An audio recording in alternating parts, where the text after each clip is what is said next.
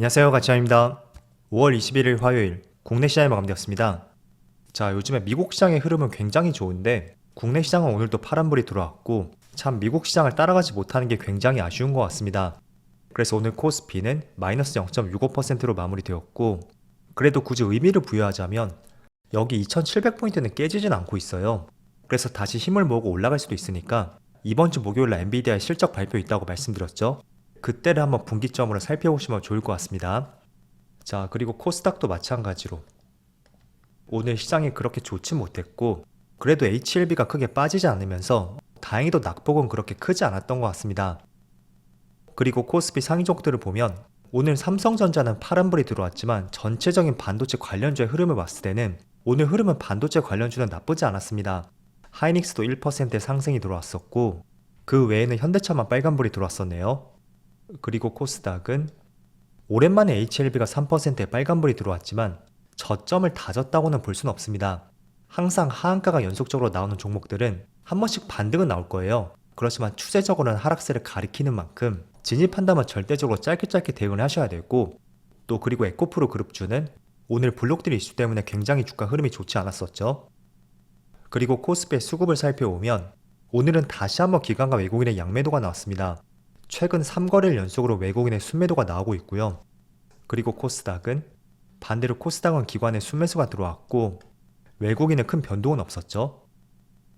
그리고 삼성전자 오늘 소폭의 파란불이 들어왔지만 모처럼 외국인의 많은 순매수가 들어왔고요. 오늘은 기관만 나홀로 순매도가 나왔습니다. 하이닉스의 수급도 비슷했던 것 같아요. 외국인의 순매수가 들어왔었고 기관과 개인의 순매도가 있었네요. 그리고 오늘도 좋은 흐름이 나왔었던 현대차 현재 7거래 연속으로 외국인의 순매수가 들어오고 있고 오늘은 기관도 같이 순매수가 들어왔습니다. 그리고 오랜만에 하한가가 풀렸던 HLB 일단 수급을 살펴보면 기관과 외국인의 양매수가 들어왔습니다. 하지만 이거는 전체 총합인 만큼 결코 많은 매수 규모는 아니었던 것 같아요. 그래서 저번에도 말씀드린 것처럼 이렇게 수급적인 부분에 현혹되지 않으셨으면 좋겠습니다. 어쨌든 재료 자체는 굉장히 좋지 않은 만큼 이 정도 매수 규모라면 손바닥 뒤집듯이 바뀔 수가 있을 거예요. 그래서 그 점은 참조를 해보시고 그리고 이어서 주체별 매매 동향에 대해서 살펴보도록 하겠습니다. 5월 21일 외국인이 가장 많이 매수한 종목은 삼성전자, SK하이닉스, 엔캠, 삼성전기, 현대차 오랜만에 반도체 관련주를 가장 많이 매수했고요. 그리고 기관은 현대중공업, 현대차, 삼성 SDS, 아모레퍼시픽, LX 인터내셔널 기관은 현대중공업을 제외하고 우선은 그렇게 많은 매수는 들어오지 않은 것 같습니다. 자, 이어서 해외 증시를 보겠습니다. 어제도 미국 증시에 좋은 흐름이 나왔습니다. 나스닥은 0.6%의 상승과 함께 다시 한번 역사상 신고가를 경신했고 또 S&P 500도 마찬가지로 물론 상승은 아니었지만 종가상으로 전날과 비슷했었죠. 그리고 다우지수만 소폭의 약세 흐름이 있었습니다. 반대로 반도체 지수 어제는 2%의 급등과 함께 오랜만에 다시 한번 5000포인트를 돌파했어요. 그래서 전날에는 기술주의 흐름이 좋았었고 그 중에서 반도체 관련주 이쪽이 가장 좋았던 것 같습니다. 그리고 일본 증시를 보면 일본 증시는 전날과 비슷하고 대만도 비슷하네요.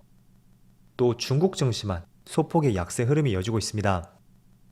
자, 그런데 오늘은 전체적으로 시장이 그렇게 좋지는 않은 것 같아요. 전날에 반도체 관련주를 중심으로 해서 미국의 나스닥 지수가 다시 한번 신고가를 경신했잖아요. 하지만 국내 코스피 지수를 보면 0.6% 가까운 약세 흐름이 이어지고 있습니다. 자, 그래도 저는 일봉상으로 보면 추세적으로는 여전히 양호하다고 생각이 되고 일단은 심리적인 마지노선 2700포인트가 깨진 것은 아닌 만큼 크게 나쁘게 볼 수 있는 흐름은 아닌 것 같습니다. 자, 그래서 어쨌든 가장 중요한 것은 이번 주 목요일 오전에 발표가 되는 엔비디아의 실적 발표를 주목해보자고 말씀드렸습니다. 자, 그런데 오늘 나온 기사를 보면 월가에서 엔비디아 주가를 계속 올려잡고 있다는 이런 기사가 계속 나오고 있습니다. 저는 개인적인 생각으로는 오히려 실적 발표 전에 이런 기사가 나오는 것은 그렇게 썩 달갑게는 보진 않고 있습니다. 자, 왜냐하면 이런 기사 때문에 기대감으로 주가가 많이 오르게 되면 실제로 실적이 발표가 되고 조금만 미스가 났을 때 그때는 큰 폭으로 주가의 조정이 나올 가능성이 상당히 높습니다. 그래서 지금 엔비디아의 차트를 보면 제가 어제는 이런 말씀 드렸을 거예요. 주가가 직전 고점까지 올라왔고 돌파하기 위한 어떤 재료를 기다리고 있다 라는 관점으로 생각해보자고 말씀드렸습니다. 자, 그런데 오히려 그런 기사를 통해서 실적이 조금만 기대치를 부합하지 않는다든지 또는 그런 기사로 충분히 기대감의 상승이 나왔다면 오히려 실적이 좋게 나와도 주가에 한 차례 조정이 나올 가능성도 있습니다. 그래서 지난 2월달의 주가 흐름을 보세요. 이때는 16%의 급등이 나왔잖아요. 그래서 이번에도 그런 흐름을 기대를 하시는 분들이 많을 텐데 어쩌면 생각보다는 조금 다른 움직임이 나올 수도 있다. 이 점도 생각을 해보시면서 중립적으로 시장을 바라보시면 좋을 것 같습니다. 그래서 엔비디아를 중심으로 말씀드렸지만 이게 그대로 국내 시장에도 적용이 될 수가 있어요.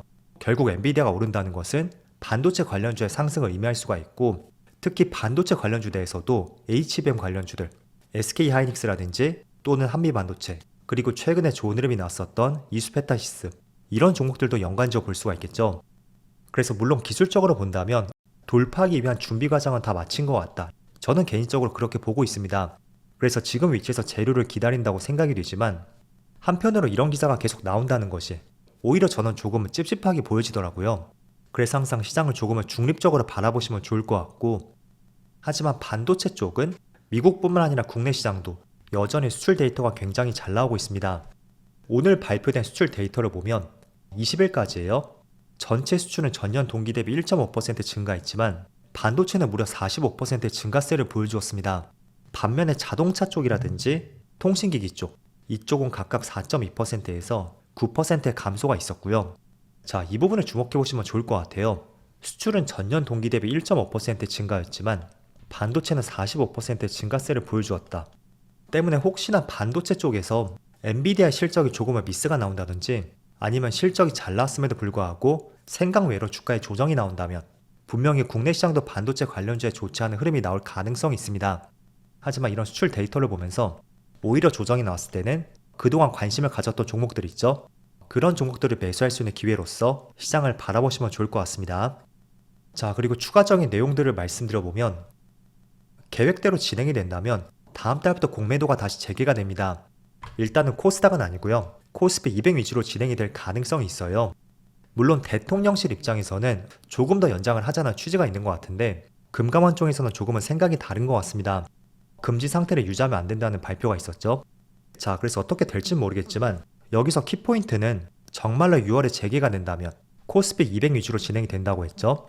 그럼 그 안에서 많이 상승이 나온 종목들이 있을 거예요. 아직 저도 어떤 종목이 있는지 살펴보진 않았지만 대체적으로 그동안 많이 올랐었던 전선 관련주라든지 이쪽은 조금 더 주가 흐름을 면밀하게 체크를 해봐야 될 것 같습니다. 그래서 이거는 저희 생각이니까 한번 참조를 해보시고요.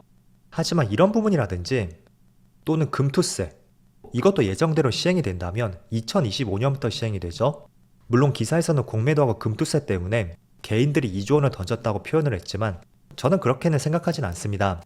최근에 시장이 좋지 않았던 만큼 자금이 조금은 이탈했을 가능성이 있다고 판단이 되고 어쨌든 확실한 것은 다음 달 공매도 재개라든지 내년에 금투세 시행 이거는 국내 시장이 상승하지 못하는 하나의 충분한 이유가 될 수도 있을 것 같아요. 왜냐하면 미국 시장이라든지 또는 대만 시장 그리고 일본 시장의 흐름을 보더라도 최근에 2021년의 직전 고점을 모두 돌파했거든요. 하지만 국내 시장은 여전히 2700포인트 근처에서 고점 대비 거의 20% 이상 빠져 있습니다. 그래서 그것도 어떻게 본다면 금투세에 대한 우려감 이런 것들이 시장에 녹아들었을 가능성이 있고요. 그리고 언론에서는 이런 이야기를 할 거예요. 금투세에 해당하는 개인들은 전체 5%밖에 되지 않는다. 물론 비중만 보면 그럴 수는 있습니다. 그렇지만 시장을 이끌어가는 주체를 생각해보면 95%의 개미가 아닌 나머지 큰손들이 시장을 이끌어간다고 생각이 되거든요. 그래서 그런 관점에서 보면 지금 국내 시장이 미국 시장에 비해서 우월한 것은 바로 세금적인 문제잖아요. 만약에 정말로 금투세를 시행하게 된다면 이 세금적인 부분에서 더 이상 국내 시장을 투자할 필요는 없다는 거죠. 그래서 그런 부분을 고려해봤을 때는 오히려 부정적으로 영향을 미칠 것이라는 것이 저의 생각이라고 말씀드리겠고 저도 어떻게 될지 모르겠습니다. 때문에 앞으로 시장에서 어떻게 전망을 하는지 이런 부분을 계속 살펴봐야 될 것 같고 그리고 잘 생각해보면 큰손들이 주식을 투자할 때 과연 일주일, 2주일 또는 한 달, 2달 이 짧은 기간을 보고 투자하는 것은 절대 아닐 거예요. 적어도 6개월 이상, 길게는 1년, 2년 이렇게 길게 포트를 짜고 매입을 하겠죠. 자, 그럼 금투세가 시행이 되는 2025년까지 이제 7개월 정도밖에 시간이 남지 않았습니다. 그럼 하나의 업종을 적극적으로 매수하기에도 시간이 지날수록 애매해질 수밖에 없을 거예요. 그럼 매수 자금이 적어질 수밖에 없겠고 나아가서 물론 급락까지 아니라고 해도 국내 시장이 상승할 수 있는 그 힘을 점점 잃을 가능성이 있다는 것입니다. 그래서 조만간에 어떤 내용이 나올지 모르겠지만 아직까지는 조금은 시간이 있는 만큼 새로운 기사가 나오고 또 여론은 어떻게 조성이 되는지 이런 것도 검토할 필요가 있을 것 같습니다. 자, 그래서 오늘 시장은 그렇게 썩 좋지는 않았지만 그래도 반도체 관련주라든지 또는 화장품 관련주들, 오늘 시장은 이쪽 관련주가 주도를 했다고 생각이 됩니다. 화장품 관련주 내에서도 작년에 생산 금액이 가장 증가한 것이 바로 색조 화장품, 이쪽의 실적이 가장 크게 개선이 됐어요. 그래서 화장품 관련주로 관심을 가지신다면 색조 화장품 관련주 쪽도 타겟을 조금 좁혀보는 것도 괜찮은 전략이 될 것 같습니다. 그리고 실적적인 면에서도 작년에 화장품 수출이 세계 4위를 달성했다면 국내에서는 역대 두 번째 수출 기록이었다고 해요. 그래서 그런 부분을 고려해봐도 충분히 수출처가 많이 다변화되었고 중국에 대한 의존도가 굉장히 낮아진 것을 알 수가 있죠. 그래서 화장품 관련주도 저는 계속 주목을 하고 있고요. 여러분들도 한번 관심을 가져보세요. 자, 그럼 오늘 좋지 않은 시장 흐름이었지만 늦은 시간까지 정말 수고 많으셨고요. 저는 내일 영상에서 다시 찾아뵙도록 하겠습니다. 모두 즐거운 저녁 되세요. 감사합니다.